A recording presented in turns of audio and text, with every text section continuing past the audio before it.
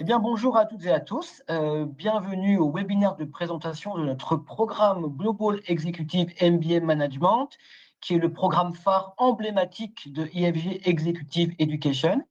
Je suis Eric Heimburger, consultant formation au sein de l'équipe IFG Executive Education. Et aujourd'hui, je suis très bien accompagné de Marina. Marina qui est responsable pédagogique. Bonjour Marina. Oui, bonjour Eric, bonjour Sonia, bonjour à toutes et à tous. Oui, je suis Marina Blanc, responsable pédagogique des programmes en management chez IFG Executive Education et je gère notamment notre programme phare, le Global Executive MBA Management. Merci Marina. Et puis Sonia. Sonia, merci beaucoup de votre participation. Sonia, je vais vous laisser vous présenter en quelques mots. Sonia, vous êtes fraîchement diplômée, en tout cas diplômée de l'année dernière. Bonjour, est-ce que vous pouvez vous présenter en quelques mots? Oui, bonjour. Merci Eric, merci Marina, me donner l'opportunité de partager cette expérience et bonjour à tous. Je m'appelle Sonia Butor-Blamont, j'ai passé le MBA l'année dernière, j'étais diplômée. Pour moi, c'était le 100% distanciel. J'ai aujourd'hui une fonction dans le domaine scientifique, les essais cliniques. Je suis responsable d'un service client. J'habite proche de la frontière, donc je travaille en Suisse, mais pour une société américaine. Et très, très contente d'être présente et n'hésitez pas à me poser des questions, je suis là et pour partager tout ce qui s'est bien passé, un peu moins. Et voilà, tout ce qui s'est passé dans ce MBA, n'hésitez pas. Merci. Bien, merci Sonia. Alors effectivement, Sonia, ce qu'on va vous demander, c'est votre retour d'expérience en toute transparence, hein. On n'est pas là pour brider la parole, mais effectivement d'expliquer comment vous avez vous vécu de l'intérieur cette année de Global Executive MBA. Donc c'est une présentation qui va durer environ 50 à 40 minutes, en fonction des questions aussi que vous aurez à poser à Sonia, puisque vous avez un encart questions à droite de l'écran. Préférez un navigateur Google Chrome. Et puis, si jamais vous avez des soucis pour nous entendre ou nous voir, vous pouvez rafraîchir l'image au milieu. Et d'ailleurs, pouvez-vous nous dire d'ores et déjà si vous nous entendez et nous voyez correctement. IFG Executive Education en quelques mots, eh bien, c'est un organisme de formation privé, formation professionnelle. Nous faisons partie du groupe Omnes Éducation, qui est aujourd'hui le plus grand groupe d'enseignement privé en France, avec des campus en France et à l'étranger, avec des formations essentiellement en management, en finance, en RSE, mais pas que.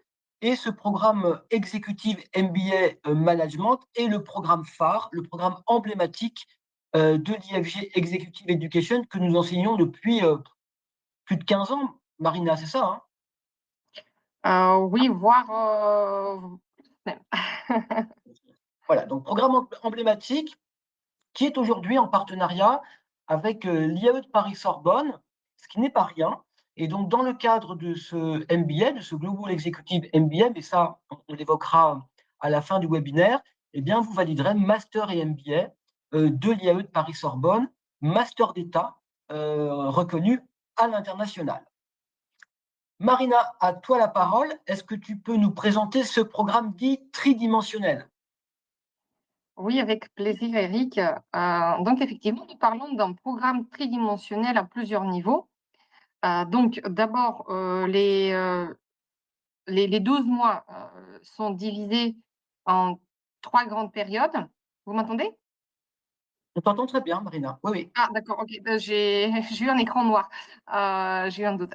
Donc du coup, les 12 mois de formation sont divisés en trois grandes périodes, chacune d'environ 4 mois. Et à la fin de chaque période, il y aura un contrôle, un examen pour valider la période.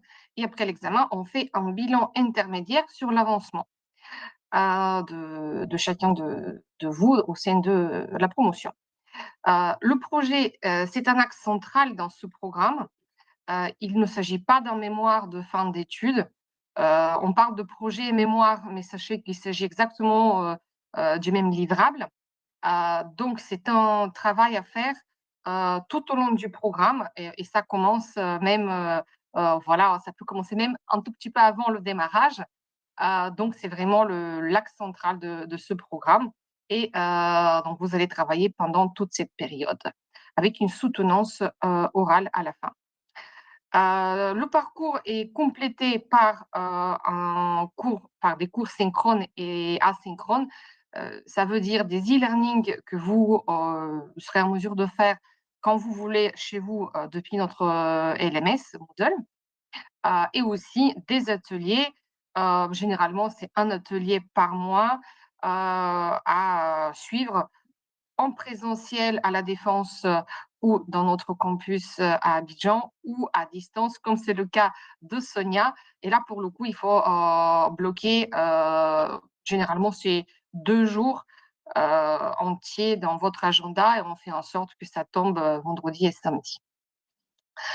Donc voilà, c'est le parcours académique et le parcours projet. Et puis le dernier parcours, hein, encore pour rester dans cette logique tridimensionnelle, on a le parcours leadership. Et là, cette fois-ci, on va travailler sur nous-mêmes, parce que ce n'est pas tout simplement qu'on a créé notre entreprise ou qu'on a été promu en poste à forte responsabilité, que tout le monde va tout de suite adhérer à nos idées, à nos envies de mettre en place des changements. Donc, il faut travailler sur sa prestance, sur la façon aussi voilà, de faire passer des idées, d'adhérer.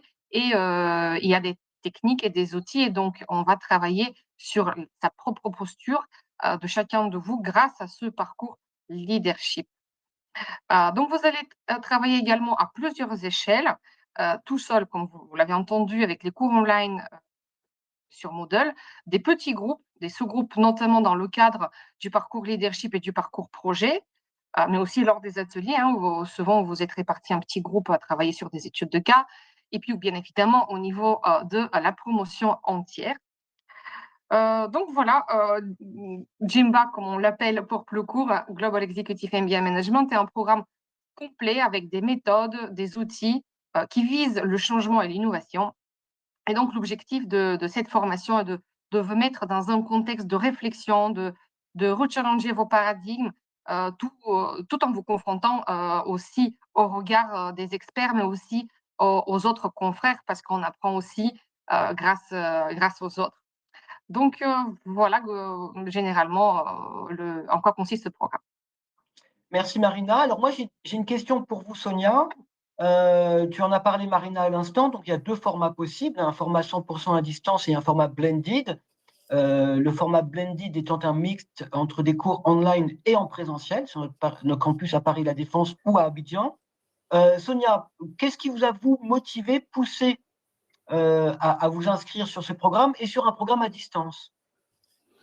Alors, c'était vraiment en fonction de ma disponibilité, sachant que je continuais mon travail, donc j'avais mon travail et je continuais le MBA. Je n'avais pas d'aménagement spécial, donc c'était quelque chose que je prenais sur mon temps libre, j'ai envie de dire. Et c'est vrai que le distanciel me permettait de, justement, sur ce que vous êtes en train de partager là, sur la partie les cours synchrones, asynchrones, donc toute la partie un peu à faire seule sur la plateforme. Moi, je sais que comme ça, je pouvais m'organiser à faire ça très tôt le matin, je suis du matin, et donc j'avais mon organisation personnelle comme ça qui n'affectait pas mon travail déjà assez bien occupé dans la journée. Donc, c'était vraiment cette flexibilité pour ma propre organisation personnelle. Et j'avais l'habitude aussi, dans mon travail, je travaille principalement qu'en distanciel, c'est-à-dire que j'ai que des réunions vidéo. Donc, c'est quelque chose qui est tout à fait naturel pour moi. Enfin, voilà. Donc, je préférais vraiment ce programme-là par rapport à ça. Très bien. Et pour quelle raison, quel est le contexte de ce projet de formation? Qu'est-ce que vous êtes venu chercher? Moi, ce que je venais chercher, c'est donc moi, j'ai eu un parcours scientifique, peut-être commencer par là rapidement. Moi, j'avais une maîtrise en biochimie, donc il y a quelques années, 25 ans, et j'avais fait une année supplémentaire à l'époque dans une école de commerce pour découvrir un peu tous les métiers de l'entreprise. Et c'est vrai que j'avais eu 2-3 modules à l'époque de business, donc c'était pas MBA, mais c'était une école de commerce qui faisait cette année-là. Et c'est vrai que j'avais vu de la finance, de l'audit, donc tous ces différents modules. j'ai vite basculé sur une activité dans l'industrie pure, où c'était vraiment plus supply chain, et j'ai développé après le team management, tout ce qui était équipe. Et c'est vrai qu'à un moment donné dans ma carrière, je me suis dit, c'est vrai qu'il y avait quand même des modules où j'avais eu quelques notions, donc il y a 20 ans, et un petit peu de tout. Donc, je recherchais vraiment quelque chose de la théorie de mon métier que j'étais en train de faire, et j'avais beaucoup sur le ressenti, sur mon expérience, mais dans certains cas et certains rôles que je visais dans ma société, j'avais ce besoin de matière voilà, venant d'experts. Et qu'est-ce que le management, et de la gestion financière. À un moment donné, oui, en montant dans les hiérarchies, on est de plus en plus à même d'avoir besoin de cette connaissance. Et donc, c'était une notion de, voilà, est-ce que ce qui me manque aujourd'hui, j'ai compensé pas mal, et avoir une année vraiment sur la remise à niveau de ce qui se passe aussi maintenant, parce qu'il y a 20 ans, c'était différent. Voilà, donc c'était ce besoin-là, à ce moment-là, et à ce moment dans ma carrière, où je me sentais un peu plafonnée. Très bien. Merci beaucoup, Sonia. Marina, on va maintenant évoquer l'axe central de ce Global Executive MBA Management, qui est le projet entreprise. Tu l'as brièvement évoqué tout à l'heure. Est-ce que tu peux nous en dire un peu plus sur les modalités, les attendus, et puis surtout ce projet qui est encore une fois l'axe central du programme? Oui, avec plaisir. Donc, effectivement, le projet est très, très important dans ce programme. Ça note aussi un impact sur les différentes matières, parce que justement, on aborde tout et on met en place tout ce qu'on peut apprendre au niveau théorique. L'idée, c'est justement de l'appliquer directement dans un cas réel, concret. C'est une vraie entreprise avec des véritables problématiques qu'il faut résoudre. Et c'est de cette manière aussi qu'on a envie de vous mettre tout de suite dans le bain et de mettre en place ces outils. C'est comme ça aussi qu'on apprend et on retient le mieux. Donc, on est très fiers en fait d'une méthodologie à vous proposer à travers ce projet, qui a fait ses preuves au fil des années.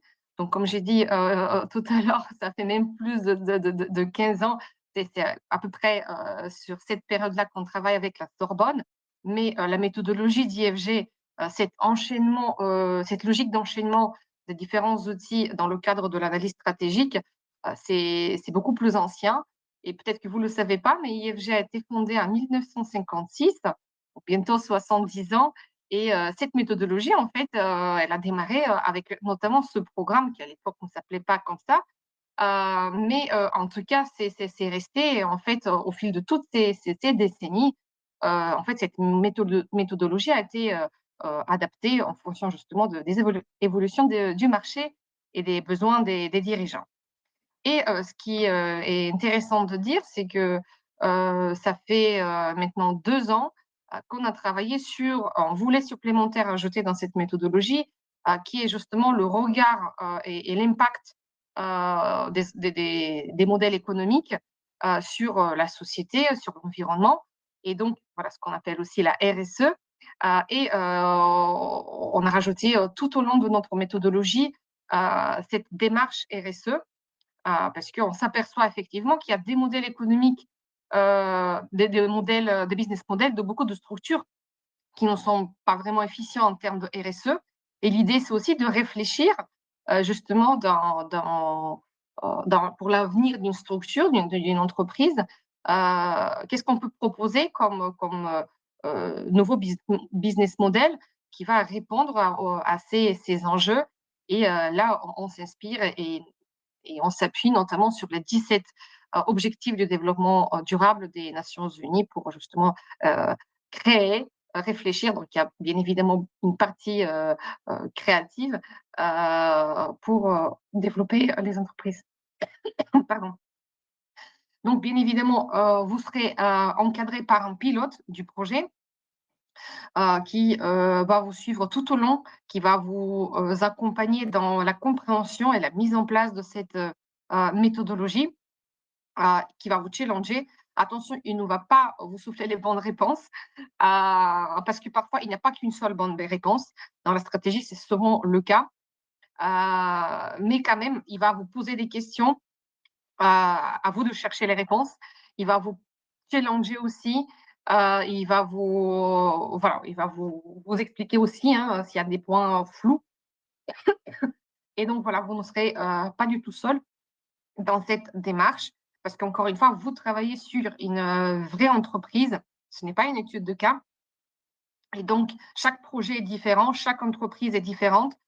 Évidemment, on s'adapte par rapport à ça parce que l'objectif, c'est de livrer à la fin quelque chose vraiment de pertinent pour le dirigeant. Donc, on ne le fait pas tout simplement pour valider le programme, mais aussi l'idée, c'est de servir l'entreprise parce que c'est comme ça aussi que on se sent vraiment reconnaissant de notre travail et fier de ce qu'on a fait parce que ça sert à quelque chose pour de vrai. Donc, je suis désolée. Donc, vous avez aussi une bibliothèque digitale qui est à votre disposition avec plein de la littérature, des ouvrages, des revues, des magazines, des articles. Mais ce qui est aussi très intéressant, c'est que dans la bibliothèque digitale, vous avez aussi accès à des études Xerfi, parce que surtout si vous travaillez sur une création d'entreprise, eh bien là, il faut absolument faire une étude de marché, mais pas que, parce que pour l'audit d'une entreprise existante, il faut toujours aussi voir ce qui se passe autour de nous. Donc voilà, vous avez tout ça normalement dans la bibliothèque digitale. Il y a pas mal de choses ici. Ces études sont assez récentes également. Et voilà, je pense que j'ai tout dit. N'hésitez pas en tout cas à me poser des questions par rapport à ça. C'est très clair, Marina, merci. Il y a une question de Jean-Yves justement à ce sujet.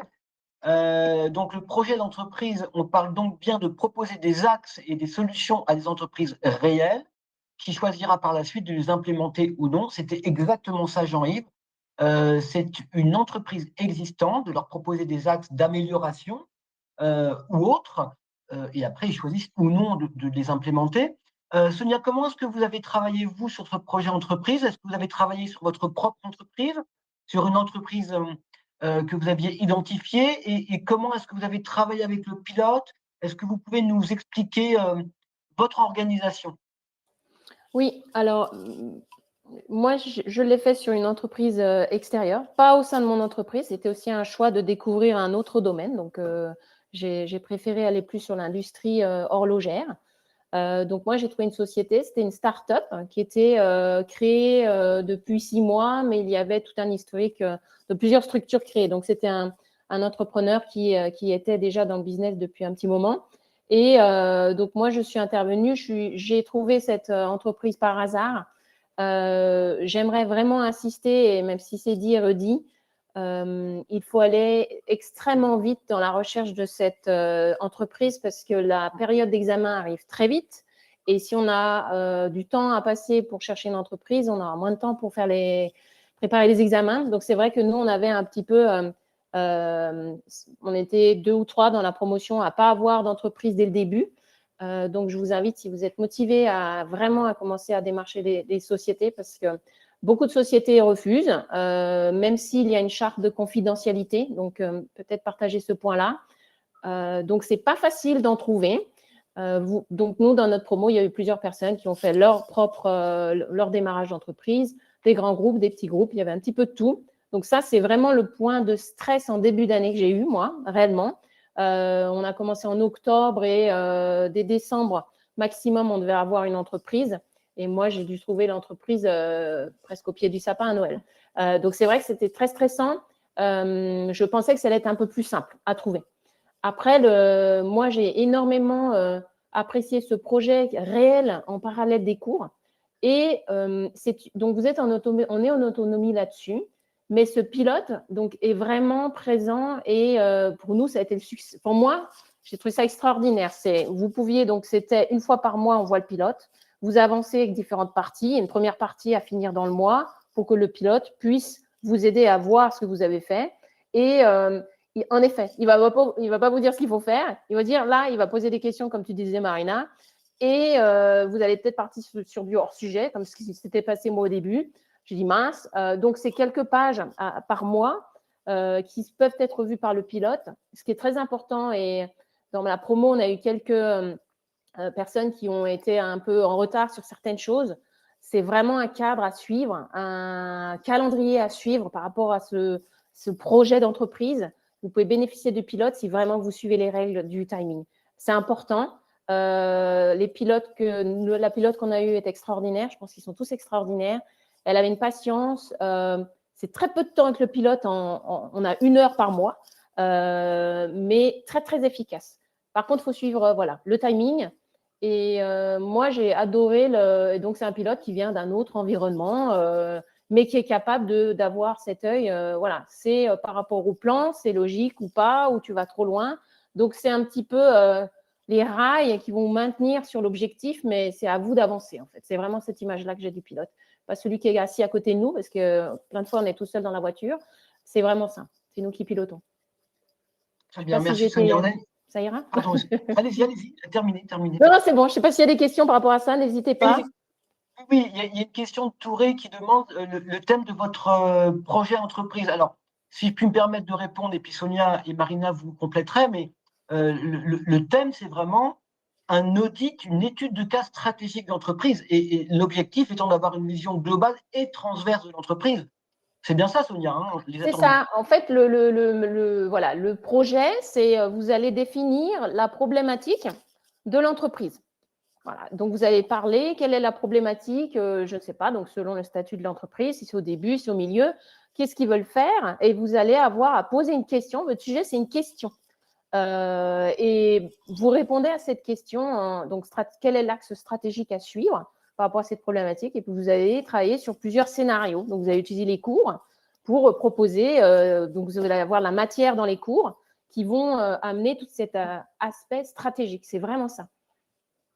Très bien. On a une question alors, de M. Pour compléter, pardon.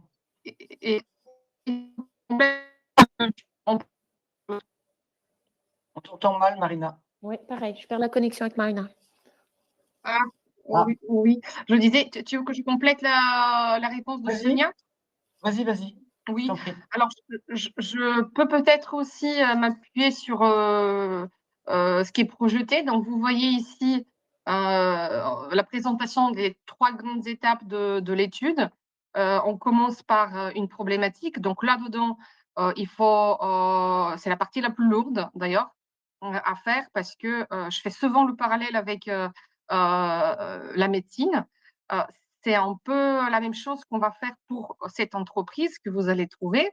Donc, d'abord, on fait un diagnostic avec, comme chez le médecin. Donc, soit vous avez déjà un problème identifié avec des symptômes, ou soit tout simplement, vous faites votre check-up régulier pour voir si tout va bien. Qu'est-ce qu'il fait le docteur? Il vous pose des questions. Donc, vous allez faire des enquêtes auprès des clients, auprès des salariés. Vous allez faire aussi des études, donc notamment les études de marché. Donc, plein d'outils de diagnostic qui vont vous permettre d'identifier quel est exactement le problème. Parce que si on ne soigne pas le véritable problème, le patient, l'entreprise, en fait, il va toujours continuer à rencontrer cette problématique. Et en fait, c'est ça ce qu'il faut faire au début. Une fois qu'on l'a dit, la problématique, elle est identifiée. Pour cette entreprise, qu'est-ce qui ne va pas ou si tout va bien, qu'est-ce qu'on peut améliorer pour les 3 années à venir? Voilà des idées. Et effectivement, la deuxième partie, c'est la partie créative. On va chercher des idées. Et là, justement, je reviens à l'idée RSE, qui est l'autre peut-être modèle, business model, on peut rajouter, qui aura un impact positif. Et là, notamment, je peux penser à un vendeur de pneus qui, au lieu de les vendre, où l'idée c'est justement quelque part de créer et de saturer le marché avec des pneus qui c'est pas un circuit, voilà, c'est quand même un produit concret. On ne sait pas si on peut le recycler jusqu'au bout. Qu'est-ce qu'on peut faire de nouveau? Et en fait, par exemple, je me rappelle parce que c'est une soutenance que j'ai eue par rapport à ça, ils ont proposé d'ouvrir un nouveau DAS qui est de louer des pneus. Et là, on est dans toute une autre démarche. Donc là, on va travailler plus sur la qualité du pneu pour que ça puisse être plus durable. Et vous voyez, in fine, ça a un impact positif sur l'environnement, tout en gardant bien évidemment la santé économique de l'entreprise, mais aussi voir se positionner comme leader dans ce domaine, parce qu'à cette époque-là, il n'y avait pas beaucoup d'entreprises qui avaient cette idée. Donc, vous voyez, c'était cette partie-là. Donc, vous analysez la faisabilité de différents scénarios. Le dirigeant décide ce qui l'intéresse. Comme vous avez dit tout à l'heure, c'est à lui de voir si réellement il va le mettre en place derrière ou pas. Mais en tout cas, voilà, il vous aide, c'est lui qui choisit le scénario. Et en période 3, dans la dernière phase, vous allez créer le véritable business plan, c'est-à-dire concrètement, maintenant, est-ce que je dois emprunter de l'argent? Est-ce que je dois recruter un nouveau équipe commerciale? Donc, vous voyez toute la partie opérationnelle de réalisation de ce business plan. Donc, voilà. Donc, ce n'est pas une problématique, si vous voulez, comme dans l'université, où non, on est sur mémoire de recherche professionnelle. Et là, en l'occurrence, en fait, c'est un audit stratégique global avec un business plan. Merci Bon, Marina. un peu long, mais je pensais que c'était important de préciser. Les précisions étaient parfaites et très claires. Merci beaucoup. On a deux questions. Une question de Empata qui nous demande où doit se situer géographiquement l'entreprise. Eh ben, en Europe, en Afrique, où que vous soyez. Il n'y a pas de prérequis par rapport à la zone géographique. Donc ça, il n'y a pas de sujet. Hein. On dirige, on réfléchit sur l'entreprise, qu'elle soit à Abidjan, à Paris ou à Singapour. On a une question de Michel, alors plutôt sur le coût de la formation. Date de début, on vous donnera les dates de démarrage là, sur la fin. Et sur le financement, Michel, je vous invite à contacter nos consultants en formation pour connaître le coût. On a des prix qui vont de 18 000 € hors taxe à 23 850 € hors taxe en fonction du format online blended avec ou sans séminaire international, puisque vous avez en option un séminaire de 5 jours à Los Angeles qu'on évoquera ensuite. Et oui, vous pouvez payer par tranche, mais effectivement, il faut en discuter avec votre consultant. Oui, Emeline, la formation peut être cofinancée avec Transition Pro. Alors, Transition Pro est un organisme qui finance de la formation professionnelle. Elle se situe, l'organisme Transition Pro se situe au niveau de chaque région. Je vous invite à les contacter tout de suite pour déjà faire part de votre projet. Et Emeline, contactez votre consultant formation pour qu'il vous accompagne sur cette partie de demande de financement. Sonia, moi j'ai plusieurs questions pour vous. On en a discuté très brièvement avant le démarrage du webinaire. Je voudrais quand même que vous l'évoquiez en toute transparence sur la charge de travail, comment vous avez vécu cette année qui est une année dense, riche, mais très dense, et sans langue de bois, que vous disiez à nos internautes, comment vous avez vécu cette année? Oui. Alors, je vais peut-être commencer par quelque chose qui peut faire rire, mais c'est vrai que j'ai eu beaucoup de retard sur les séries Netflix pendant cette année, parce que je n'ai pas pu regarder Netflix, c'est vrai. Déjà, soyez prêts. Plus précisément, j'avais regardé pas mal de forums avant de démarrer, donc je voyais des heures par semaine, il y avait des témoignages, je regardais une vidéo où c'était maintenant vous passez d'un statut lambda à un statut apprenant.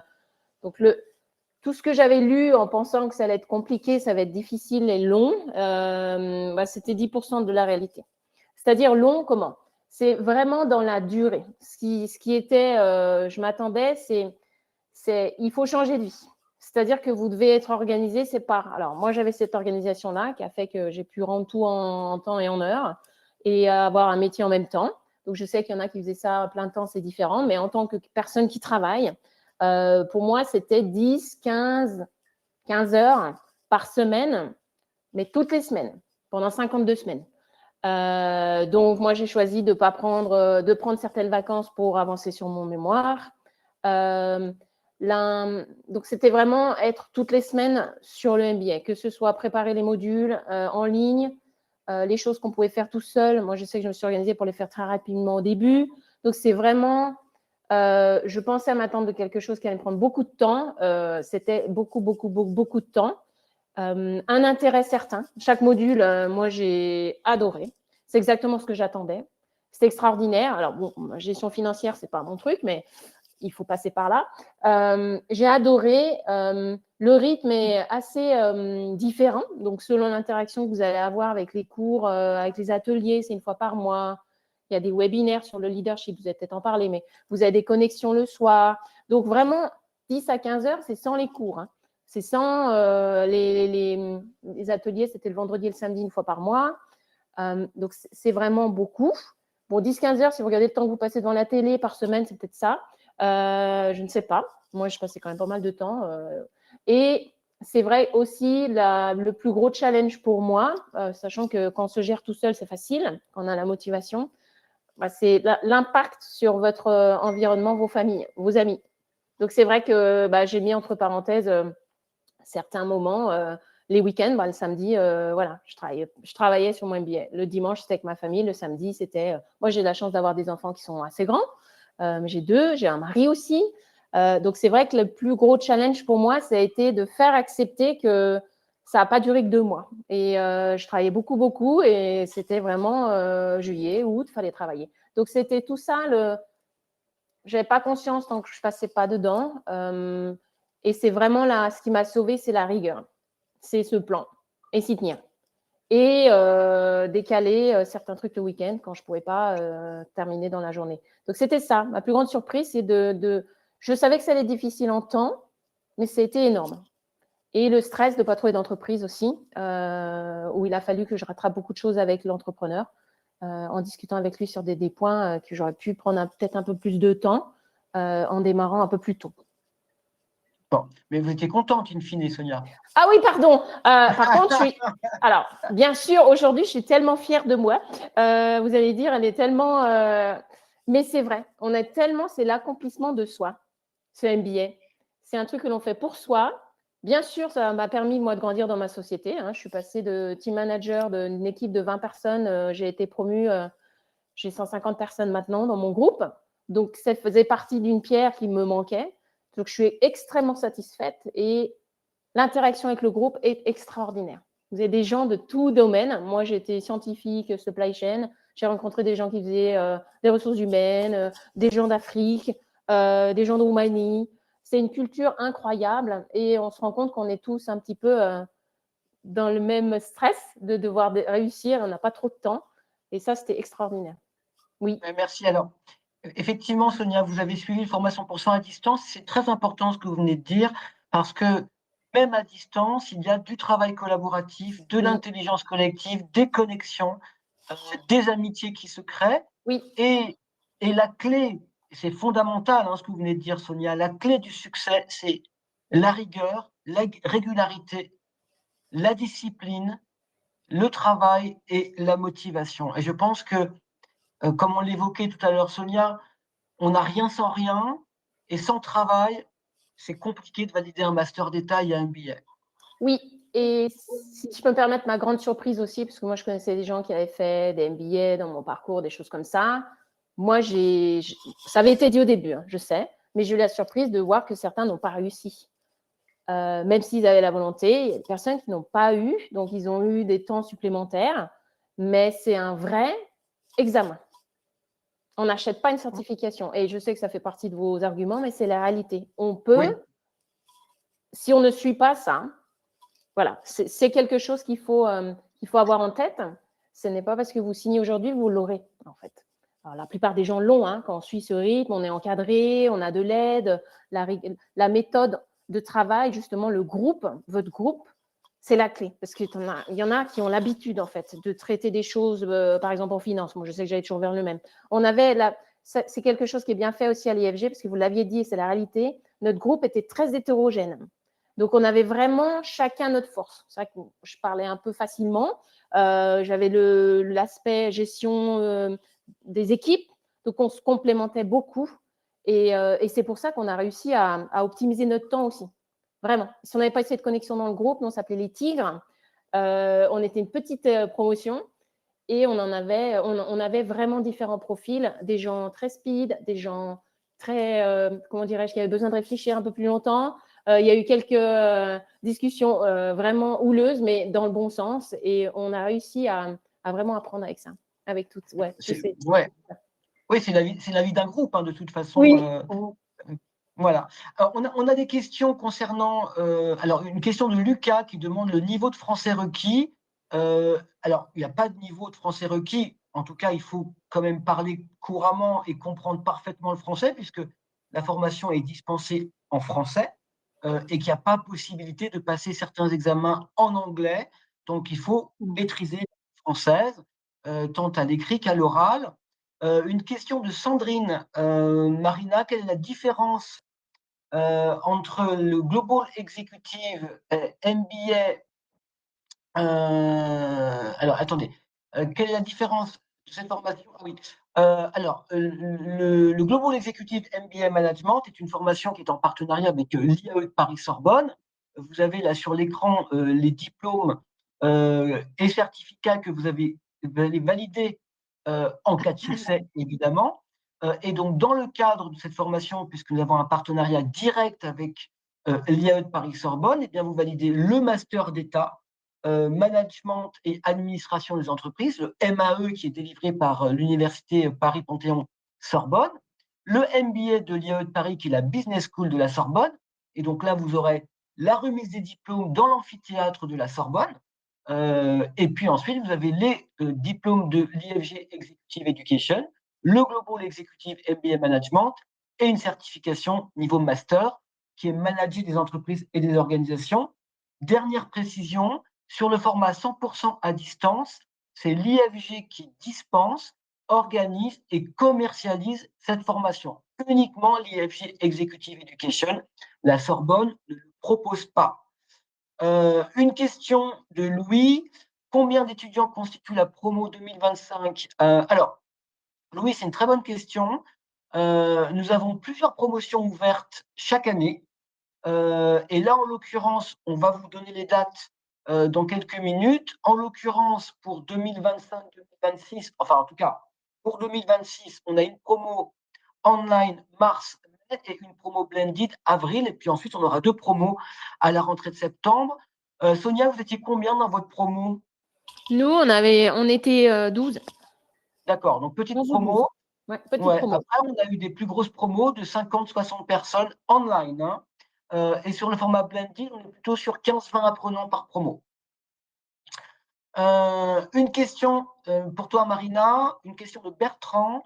Quel est le taux de réussite sur le Global Executive MBA Management à distance? Alors, à distance, d'une manière générale, on fait des statistiques pour le programme entier. Donc, mais c'est vrai que peut-être à distance, il y aura, on peut dire, un tout petit peu plus peut-être de difficultés pour certains. C'est dû sûrement au fait, ce que tu as dit, Sonia, que vous êtes à distance et parfois, ça peut être, voilà, les gens, ils sont un peu, comment dire, l'effet groupe peut être peut-être moins senti que quand on est en présentiel et on peut échanger devant la machine à café, par exemple. Si je peux me permettre, Marina, peut-être dans Oui, notre promo, bien sûr, bien sûr. Dans notre promo, il y a une seule personne qui n'a pas réussi et il a demandé à étendre. En toute sincérité, il y a eu nous enfin, c'était l'entreprise. Donc il y a une personne qui avait trouvé une entreprise et finalement qui a fermé, donc il a fallu qu'elle retrouve. Donc voilà, c'est pas lié au programme. Et l'autre personne, c'était, comme je disais, tous les mois, il faut rendre quelque chose. Et si vous ne rendez pas au bout de 1, 2, 3, 4 mois, c'est trop tard après. Voilà, si je peux me permettre. Nous, c'était vraiment ça. Mais là, pour le coup, il s'agit des prolongations ou éventuellement d'un report total, en fait, sur une autre promotion.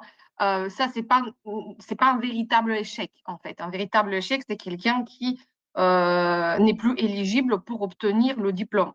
Bien évidemment, il y a des conditions pour y arriver, mais c'est vraiment, il faut ne pas travailler, tout simplement, pour ne pas réussir, parce que vous avez bien évidemment un délai pour rendre tout ça. Ensuite, il y a un jury qui valide ceux qui sont diplômés ou ajournés. Ceux qui sont ajournés, ils ont une deuxième chance de rattraper soit des examens, soit de redéposer un nouveau projet, si c'est ça qui était pas suffisant. Et ensuite, il y a un deuxième jury, et il faut que vraiment à ce deuxième jury que vous n'avez pas répondu aux critères pour être définitivement non diplômé. Mais ça, c'est à peu près, pour donner quelques chiffres, d'une manière générale, c'est 2%. Là, j'ai parlé du jury, mais bien évidemment, pour que ça soit officialisé, il faut faire ces jurys. Mais dans ces 2%, c'est pas seulement des gens qui, tout simplement, n'ont pas eu de bonnes notes. C'est parfois tout simplement des gens qui ont abandonné le programme. Donc, ça arrive. Malheureusement, parfois, c'est pas vraiment par leur motivation. Parfois, c'est des problèmes financiers, problèmes politiques, géopolitiques aussi. Ça arrive dans certains pays, malheureusement. Ou tout simplement que la personne a changé, par exemple, a décidé de changer de programme ou voilà. Enfin, il n'y a pas seulement en fait l'échec scolaire dans ces 2%. Ça, c'est ce que je veux dire. Donc, du coup, grosso modo, 98% de réussite. Merci Marina. On a une question de Walid. Alors Walid, la date limite pour déposer un dossier de candidature, on traite les dossiers au fil de l'eau, Walid. Donc je vous invite à contacter votre consultant en formation pour qu'il puisse vous envoyer tous les éléments de candidature. Comptez globalement entre 4 à 6 semaines avant le démarrage au maximum pour déposer votre dossier de candidature, et le paiement se fait évidemment avant le démarrage, ou en tout cas une première échéance avant le démarrage. Et pour les salariés français, sachez que vous pouvez utiliser du CPF. Prochain démarrage, mais je voudrais qu'on évoque également, Marina et Sonia, le séminaire international, parce que c'est important, et puis également le parcours leadership. Est-ce que tu peux, Marina et Sonia, nous en dire un peu plus, et comment vous avez été accompagnés? Est-ce que ça vous a appris personnellement et dans votre posture personnelle et professionnelle? Je peux démarrer peut-être, Marina, Oui, comme tu veux. oui. Ouais. Avec plaisir. Moi, j'adore le leadership. Hein, j'ai toujours géré des équipes. Donc, j'avais choisi ce MBA en particulier avec cette option en particulier. Et j'ai adoré.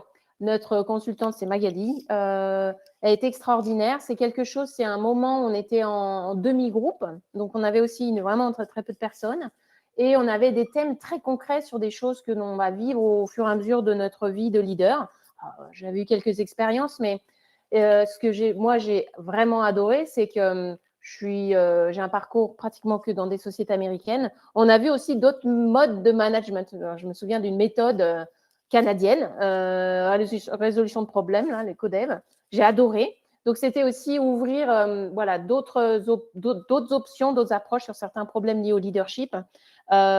Des sessions de mini-préparation juste avant avec des petits films à regarder, des choses comme ça. Donc, très différents types de supports, d'échanges. Et moi, ça m'a apporté beaucoup. Je sais qu'il y avait un module où, sur, par exemple, avoir une conversation difficile avec quelqu'un, sur la façon de vous positionner, sur la façon dont vous allez commencer vos phrases. Moi, je l'utilise encore tous les jours.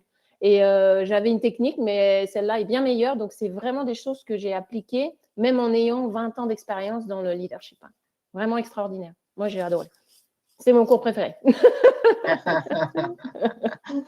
Tant mieux. Marina, Oui, Marina sur le parcours leader. Oui, tu peux nous en dire quelques mots, surtout sur l'organisation et l'accompagnement par le coach? Oui. Tout à fait. Donc, souvent, ce que j'entends lors de ces bilans intermédiaires qu'on fait, et puis surtout le bilan global à la fin, souvent, ce que j'entends par rapport au parcours leadership, c'est que c'était la bouffée d'air dans ce programme.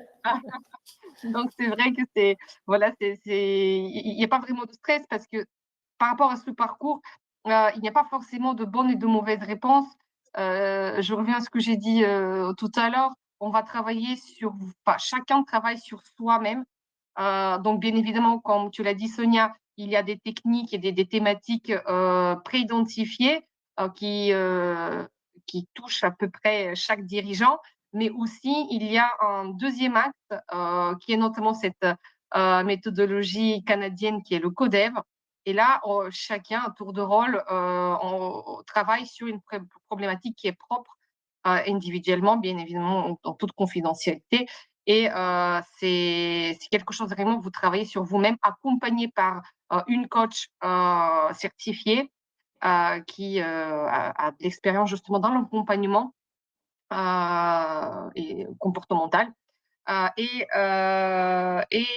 Eric, tu m'as dit sur l'accompagnement, donc effectivement, grosso modo, ce sont des petits ateliers d'1 heure tous les mois à distance, peu importe la formule blended ou 100% en ligne, 1 heure à distance avec la coach et 1 heure aussi pour le coder. Donc, c'est ça. Et puis à la fin, quand même, vous faites un bilan. Enfin, peut-être qu'il faut que je complète. Tout au début, vous avez un entretien individuel de 30 minutes avec la coach ou le coach pour justement se donner les objectifs sur lesquels vous allez travailler pendant l'année. Et à la fin, on vous demande de faire un bilan, vraiment un petit livrable de 7-8 pages sur est-ce que vous avez atteint ces objectifs personnels que vous vous êtes fixés à travers ce parcours.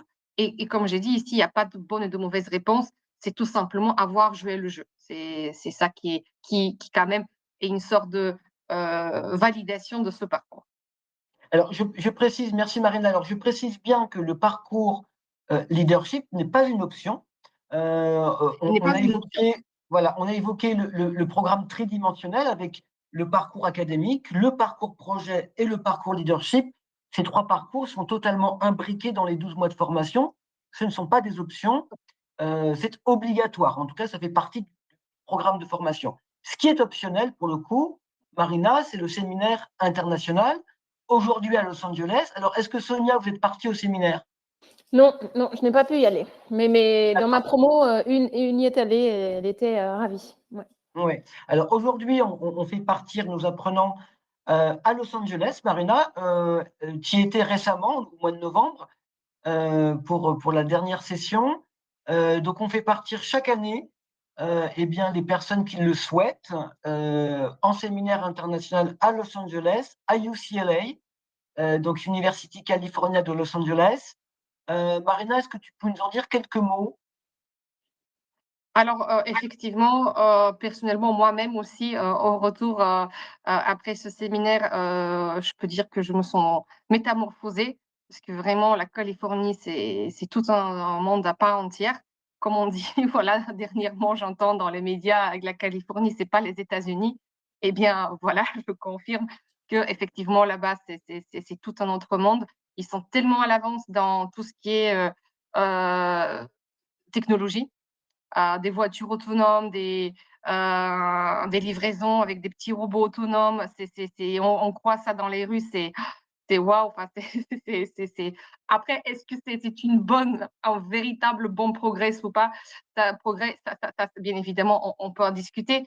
Mais le fait, c'est que voilà,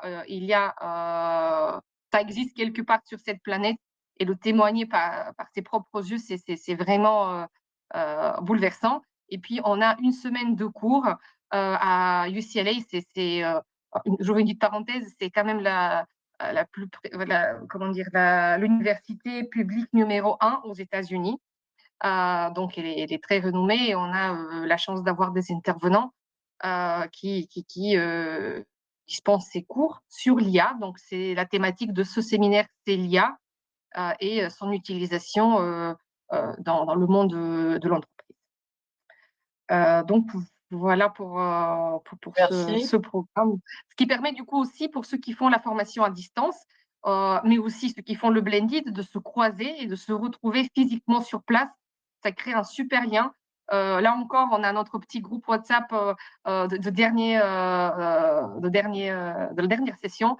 Et là encore, on reste en contact et je vois les gens échanger. C'est vraiment une véritable aussi occasion de créer un petit réseau et de rencontrer des personnes des différentes promotions et des différents mondes. Merci Marina. Alors, à l'issue du parcours leadership et du séminaire international, vous recevrez un certificat leadership et puis le certificat International Certificate délivré par UCLA, donc ce qui n'est pas rien. Une question de Touré, bien sûr que oui. le séminaire est ouvert à tous les apprenants, Europe, Afrique. Alors après, sous couvert que vous ayez un visa pour pouvoir rentrer aux États-Unis, ça, c'est pas l'IFG qui le décide, c'est l'administration, mais évidemment, le séminaire est ouvert à tous. Oui, Bertrand, c'est une très bonne question. Vous pouvez vous inscrire au programme sans le séminaire international et puis y souscrire en cours de formation, bien évidemment, et c'est même mieux de le faire dans ce sens-là que de vous inscrire avec le séminaire et in fine de ne pas y aller. Ça nécessiterait des tracasseries administratives avec des remboursements. Donc oui, vous avez un prix avec et sans séminaire. Prochain démarrage, Marina, 17 mars et 19 mai pour la session 100% à distance, le 17 avril pour la session Blended Paris. Les inscriptions sont encore ouvertes. Attention, pour le 17 mars, ça se remplit très vite. Donc n'hésitez pas à contacter votre consultant formation pour une inscription. Oui, Touré, avec ce qui se passe avec l'administration Trump, voilà, tout le monde en pâtit et on ne peut pas vous garantir l'obtention des visas, malheureusement. Alors, peut-être juste sur cet élément, Eric, pour les visas, parce que je sais que quand même c'est assez important, et ceux qui doivent en avoir pour entrer sur le territoire américain, évidemment, ça peut être une question, est-ce qu'ils s'inscrivent ou pas. Sachez que là pour la session de novembre, tous les personnes principalement qui venaient des différents pays en Afrique, tout le monde a obtenu le visa. On n'a eu aucun participant qui était dans la situation de reporter ou voire totalement annuler sa participation, ce qui était plutôt voilà, une bonne chose. Donc, pour l'instant, voilà, ce qui se passe aux États-Unis, voire, j'ai envie de dire, ça n'a pas été impacté du tout parce que dans la session précédente, ou celle qui était à l'époque avec un autre partenaire aux États-Unis, pour d'autres raisons, enfin je sais pas. Mais en tout cas, pour l'instant, on n'a pas eu d'impact sur ça, parce que quand même, il y a, en tout cas, on vous fournit tous les documents nécessaires pour avoir un dossier solide auprès de l'ambassade. Merci Marina. On a une question de Bertrand, plutôt d'ordre administratif. Alors Bertrand, pour recevoir une lettre d'admission, donc ça c'est très important, deux jurys de validation, la direction des programmes de l'IFG et la Sorbonne, hein, l'un n'allant pas sans l'autre. Il faut compter entre une dizaine de jours ouvrés pour avoir la lettre d'admission, pardon. Et donc pour le 17 mars, dans les temps, hein, il reste encore 2 mois, mais il faut traiter un dossier de candidature rapidement si vous souhaitez vous inscrire pour le 17 mars.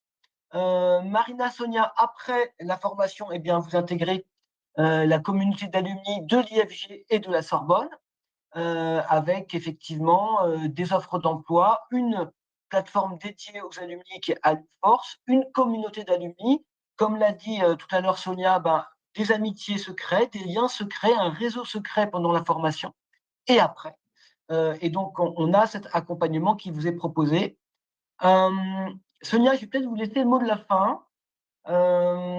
Qu'est-ce que vous a apporté cette formation personnellement et professionnellement? Et alors, vous avez déjà donné quelques conseils, mais en 2-3 mots, quels conseils absolus vous donneriez aux futurs apprenants? Merci. Je peut-être ce que j'aimerais, donc vraiment, c'est une aventure au départ individuelle. Donc, il faut se convaincre soi-même qu'on est prêt à faire le MBA. Et ensuite, c'est être prêt à s'ouvrir aux autres parce que tout seul, dans ce MBA, on n'y arrive pas. On l'a déjà dit, mais c'est vraiment important.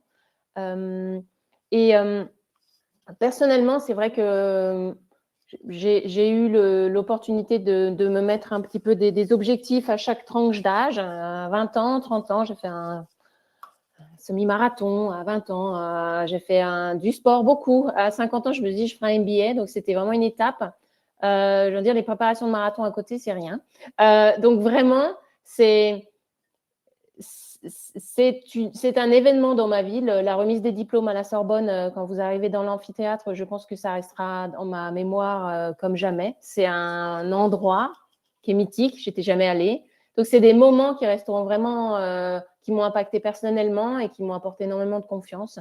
Et le rayonnement, l'admiration aussi des autres. Hein. C'est vrai que les gens savent ce que ça veut dire un MBA. Donc, on est un petit peu perçu comme des warriors, mais ça passe après. Hein. Ils regardent d'autres gens, mais c'est vraiment ça, ce rayonnement qu'il y a après le MBA qui dure. Et niveau professionnel, voilà, selon l'environnement où vous êtes, il y a des référents dans les professeurs que l'on a, les intervenants, les consultants, ils ont des expériences incroyables. Donc, vous amenez ça avec vous aussi dans votre société. Donc, moi, il y a eu un rayonnement aussi au sein de mon groupe. Et donc, voilà, j'avais échoué en postulant pour être directrice avant de démarrer mon MBA. J'ai développé ma façon de travailler, mon interaction et j'ai réussi à être sélectionnée avec tout ça. Donc, je vous encourage à le faire si vous êtes prêts. Si vous êtes prêts, vous allez en sortir différent, mais vraiment grandi. Merci Sonia. Alors, encore une fois, très important ce que vous dites, c'est quand vous êtes prêt. Ce n'est pas un hobby du week-end. Il faut avoir, excusez-moi du terme, mais de la bande passante. Il faut être accompagné par sa famille. Il faut être accompagné par ses collègues, par ses amis. On ne réussit pas seul et il ne faut pas se lancer dans l'aventure à la légère. C'est très, très important. On a une question, et ce sera peut-être la dernière question d'Emeline. Non, Emeline, en fait, la lettre d'admission est signée par la direction des programmes de l'IFG et par la Sorbonne. Donc, il y a un seul processus d'admission, un seul dossier de candidature, c'est celui que vous allez remettre à l'IFG Executive Education. Et puis après, vous aurez une inscription auprès de la Sorbonne, mais c'est une inscription administrative. Donc, une seule lettre d'admission, IFG Sorbonne. Mesdames, merci beaucoup. Sonia, je vous remercie infiniment de votre témoignage. Je vous en prie, merci beaucoup. Merci à tous. Ça fait plaisir de voir des personnes qui sont contentes, satisfaites. Vraiment Et c'est très, très vrai. plaisir. Oui, oui, non, mais ça fait du bien de le dire, ça fait du bien de l'entendre dans un monde où on a plutôt tendance à dire ce qui ne va pas. Donc, merci beaucoup. Marina, merci beaucoup de ta Merci Eric. participation. Merci, j'espère que nous vous avons donné envie de suivre ce programme et je serai ravie de vous rencontrer, de vous retrouver au prochain lancement, pourquoi pas. Oui, n'hésitez pas à contacter et d'une part le campus de Paris La Défense et d'autre part le campus d'Abidjan pour nos amis africains. Mesdames, bon appétit puisque je sais que vous n'avez pas déjeuné. Bon appétit. Il est encore temps de vous souhaiter à toutes et à tous une très belle année, une année de réussite tous les niveaux. Bonne journée et à très bientôt. Au revoir. Merci, au revoir à tous.